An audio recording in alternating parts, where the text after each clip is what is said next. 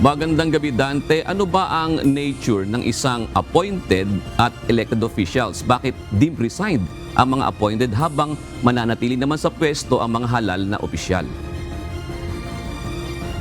Magandang gabi, Jun. Magkaiba kasi yung nature nung sa pagitan ng isang appointed official at saka elective official.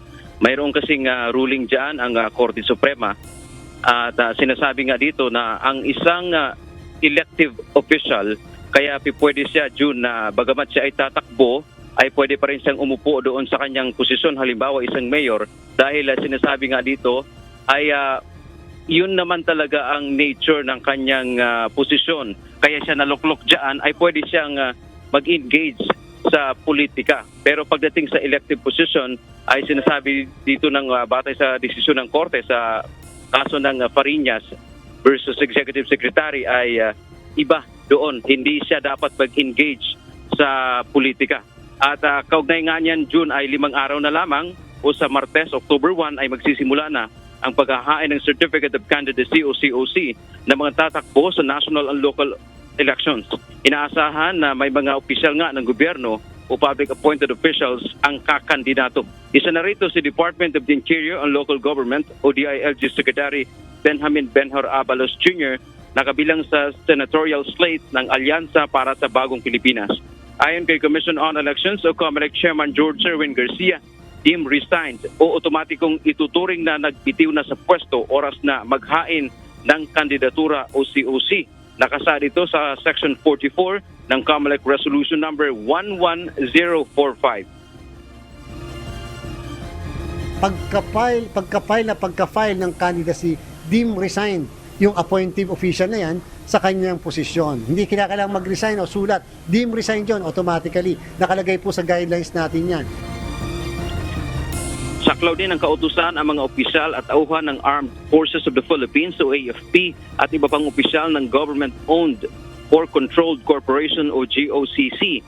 Ang appointive officials naman na nominee sa isang party list group ay deemed resigned sa unang araw pa ng kampanya. Pero nilinaw ni Garcia pagdating naman sa mga miyembro ng Bangsamoro Transition Authority o BTA at mga miyembro ng parliament na itinalaga sa cabinet positions na bagamat sila ay appointed officials ng Pangulo, hindi sila sakop sa rules na ito. Nakasaad din sa kanilang resolusyon na ang mga ito ay elective by nature ang kanilang posisyon. Nakalagay po sa election code mismo na kung tatakbo yung mga inappoint na yan sa Bangsamoro Parliament sa darating na national and local election o darating na Bangsamoro parliamentary election, they are not deemed resigned to their present position as members of the Bangsamoro Parliament.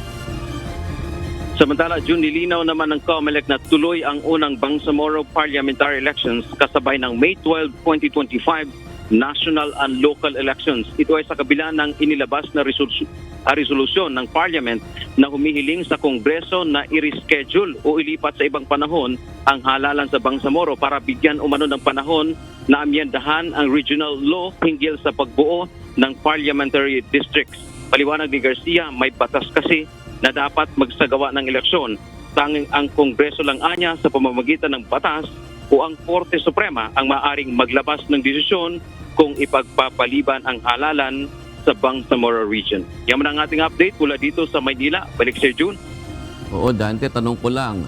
Alam naman natin ngayon sa mga commercial, sa telebisyon, sa social media, marami ng mga personality na maaaring tumakbo sa darating na halalan. Pagka ba sila ay nag-file na ng kanilang COC mula October 1 hanggang 8, nakita pa rin natin yung mga commercial na iyon, yung ba ay maituturing na nangangampanya na sila?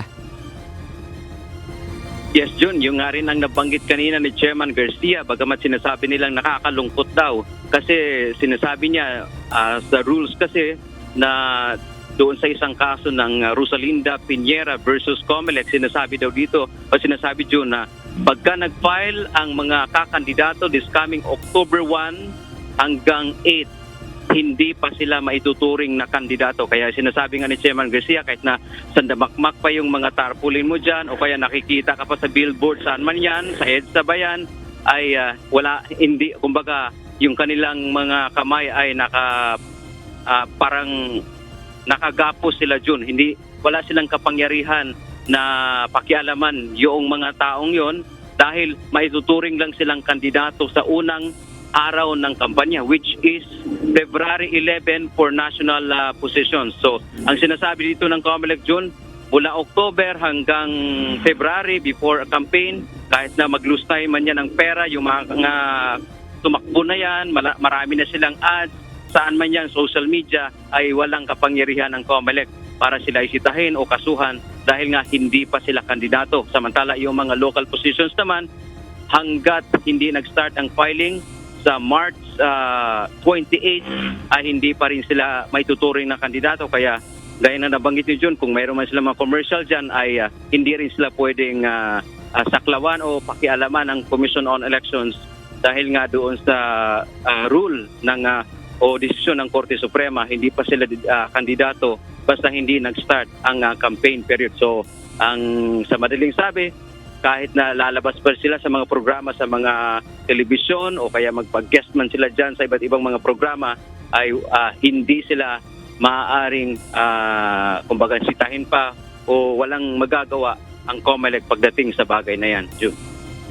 Alright, maraming salamat, Dante Amento.